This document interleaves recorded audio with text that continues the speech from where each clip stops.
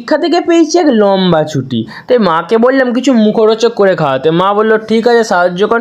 তাই আমি তাই চলো। তাই আমরা প্রথমে নিলাম 6টা মাছ। 6টা মাছকে সেদ্ধ করলাম, যেহেতু হবে আজ মাছের চপ। তারপরেতে আমরা মশলাটাকে কষে নিচ্ছিলাম, আর মাছের পরিমাণটা কম ছিল বলে আলুও দিলাম। কিন্তু দোকানেতে আলুও দেয় যাতে পুরটা বেশ ভালো হয় আর খেতেও যেন ভালো লাগে। তো আলুটাকে ভালো করে কষে নিচ্ছিলাম আমরা। তারপরে সেদ্ধ করা মাছগুলোকে ছাড়িয়ে নিলাম, তারপরে আলুর সাথে মিক্স করলে জাস্ট ভিডিওটা নেওয়া হয় না।